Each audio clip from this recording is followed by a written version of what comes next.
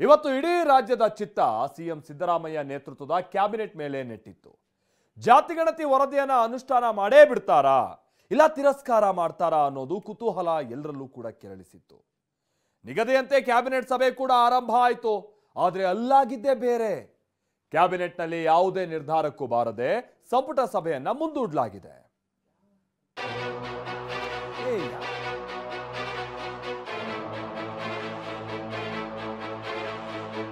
5.5 ಕೋಟಿ ಜನರ ಸರ್ವೆ ಮಾಡಿದ್ದಾರೆ. ಎಲ್ಲಾ ಸಚಿವರುಗಳು ಕೂಡ ಪಾಸಿಟಿವ್ ಆಗಿ ಎಲ್ಲರೂ ಅವರ ಅಭಿಪ್ರಾಯಗಳನ್ನ ಹೇಳಿದ್ದಾರೆ. ಸಬ್ಜೆಕ್ಟ್ ಟು ಈ ಕ್ಯಾಸ್ಟ್ ಆ ಕ್ಯಾಸ್ಟ್ ಅಂತ ಏನು ಮಾತಾಡಿಲ್ಲ. ಎಲ್ಲರಿಗೂ ಸಾಮಾಜಿಕ ನ್ಯಾಯ ಕೊಡುವಂತದ್ದು. Because it's such a big issue, so everybody should speak. ಮುಂದಿನ ಕ್ಯಾಬಿನೆಟ್ ಎಂಎಂ ಹಿಲ್ಸ್ ನಲ್ಲಿ ನಡೀತಾ ಇದೆ. ಚರ್ಚೆ ಅಪೂರ್ಣವಾಗಿದೆ. ಯಾವ ಕ್ಯಾಬಿನೆಟ್ಗಾಗಿ ಇಡೀ ರಾಜ್ಯವೇ ಕಾಯ್ತಿತ್ತೋ, ಯಾವ ನಿರ್ಧಾರ ಹೊರಬೀಳುತ್ತೆ ಅಂತ ಇಡೀ ರಾಜ್ಯವೇ ಎದುರು ನೋಡ್ತಿತ್ತೋ ಆ ನಿರ್ಧಾರ ಹೊರಬಿದ್ದಿಲ್ಲ. ಚರ್ಚೆ ಅಪೂರ್ಣವಾಗಿದೆ. ಜಾತಿ ಗಣತಿ ವರದಿ ಜಾರಿ ಸಂಬಂಧ ಕರೆಯಲಾಗಿದ್ದ ವಿಶೇಷ ಸಂಪುಟ ಸಭೆಯಲ್ಲೇ ಯಾವುದೇ ನಿರ್ಧಾರಕ್ಕೆ ಬಾರದೆ ಮುಕ್ತಾಯಗೊಳಿಸಲಾಗಿದೆ.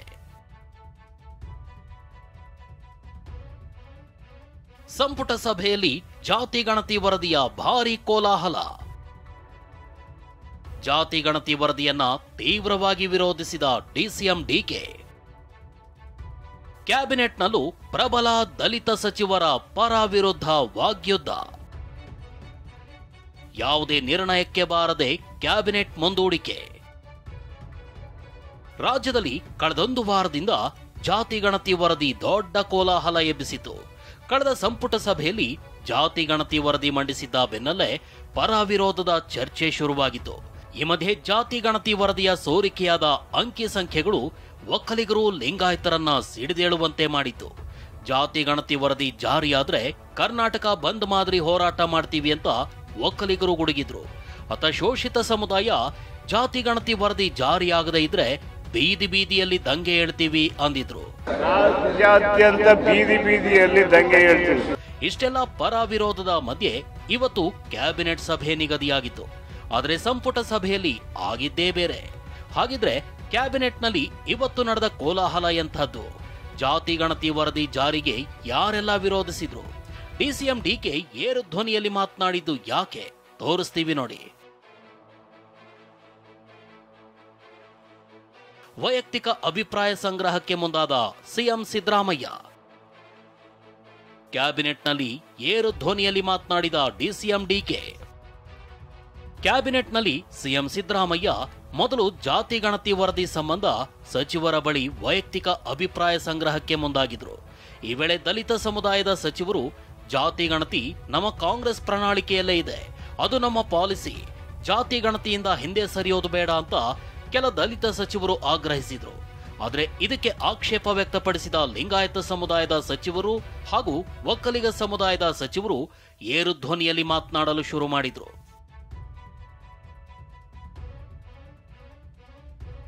ಅಂದಹಾಗೆ ಇಂದಿನ ವಿಶೇಷ ಕ್ಯಾಬಿನೆಟ್ನಲ್ಲಿ ಜಾತಿ ಗಣತಿ ವರದಿಯನ್ನ ಡಿಸಿಎಂ ಡಿಕೆ ಏರು ಧ್ವನಿಯಲ್ಲೇ ವಿರೋಧಿಸಿದ್ದಾರೆ.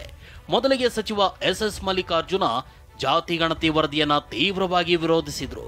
ಈ ವೇಳೆ ಸಚಿವ ಸಂತೋಷ್ ಲಾಡ್ ಯಾರಿಗೆ ಅನ್ಯಾಯವಾಗಿದೆ ಸೇರಿಸಲು ಅವಕಾಶವಿದೆ ಎಂದ್ರು. ಆಗ ಸಚಿವ ಎಸ್ ಮಲ್ಲಿಕಾರ್ಜುನ ಮುಸ್ಲಿಮರಲ್ಲೂ 100 ಉಪಪಂಗಡಗಳಿವೆ, ಎಲ್ಲವನ್ನು ಒಂದರಲ್ಲೇ ಯಾಕೆ ಸೇರಿಸಿದ್ದೀರಿ ಅಂತ ತೀವ್ರವಾಗಿ ಕಿಡಿಕಾರಿದ್ರು.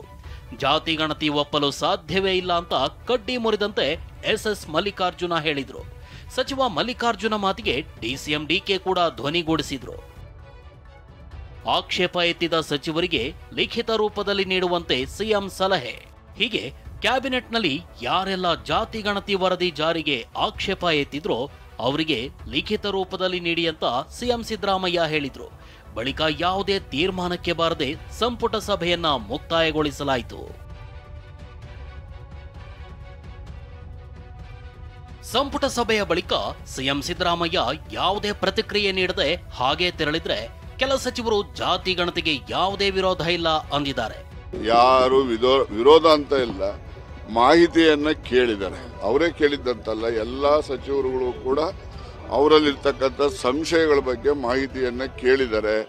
ಆ ಮಾಹಿತಿಗಳನ್ನು ಕೊಡ್ತಕ್ಕಂಥದ್ದಕ್ಕೆ ಇನ್ನು ಕಾಲಾವಕಾಶದ ಅಗತ್ಯತೆ ಇದೆ ಅಂತೇಳಿ ಮನಗಂಡು ಚರ್ಚೆ ಅಪೂರ್ಣ ಆಗಿದೆ. ಮುಂದಿನ ಸಚಿವ ಸಂಪುಟದ ಸಭೆಯಲ್ಲಿ ವಿಸ್ತೃತವಾದಂತಹ ಚರ್ಚೆ ಮುಂದುವರಿಯುತ್ತೆ. ಆ ನಂತರ ಅಂತಿಮ ನಿರ್ಣಯ ಆಗ್ತದೆ. ಇದರಲ್ಲಿ ಯಾವ ಸಮುದಾಯದ ವಿರೋಧ ಇಲ್ಲ, ಯಾವ ಸಮುದಾಯದ ಬಹಳ ಪರ ಅನ್ನುವಂಥ ಪ್ರಶ್ನೆ ಇಲ್ಲ.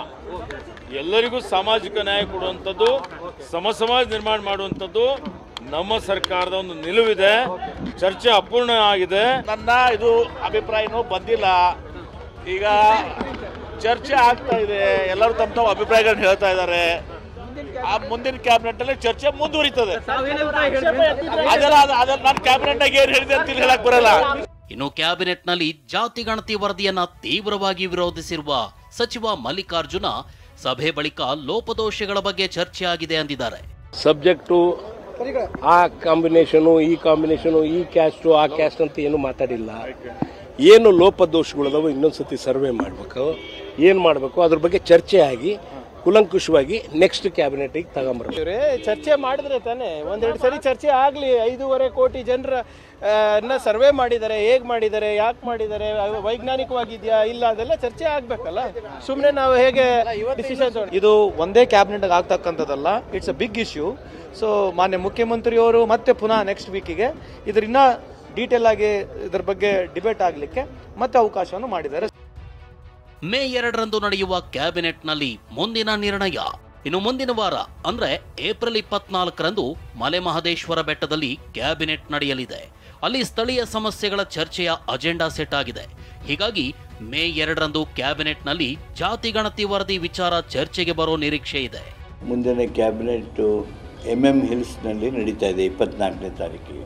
ಆ ಭಾಗದ ಅಭಿವೃದ್ಧಿ ವಿಚಾರದ ವಿಷಯಗಳ ಹೆಚ್ಚಾಗಿ ಅಲ್ಲಿ ಬರೋದರಿಂದ ಬಹುಶಃ 2ನೇ ತಾರೀಕಿಗೆ ನಡೀತಕ್ಕಂಥ ಸಚಿವ ಸಂಪುಟದ ಸಭೆಯೊಳಗೆ ಮತ್ತೆ ಈ ವಿಷಯವನ್ನು ಕೈಗೆತ್ತಿಕೊಂಡು ಒಂದು ಅಂತಿಮವಾಗಿರ್ತಕ್ಕಂಥ ನಿರ್ಣಯವನ್ನು ಮಾಡೋದಕ್ಕೆ ರಾಜ್ಯ ಸಚಿವ ಸಂಪುಟ ನಿರ್ಣಯಿಸಿದೆ.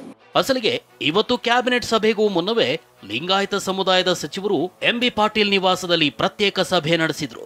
ಸಭೆಯಲ್ಲಿ ಕ್ಯಾಬಿನೆಟ್ನಲ್ಲಿ ಜಾತಿ ಗಣತಿ ವರದಿಯನ್ನ ತಿರಸ್ಕಾರ ಮಾಡಬೇಕು, ಇಲ್ಲದೇ ಇದ್ರೆ ಪಬ್ಲಿಕ್ ಡೊಮೈನ್ಗೆ ಬಿಡಬೇಕು ಅಂತ ನಿರ್ಧರಿಸಿದ್ರು.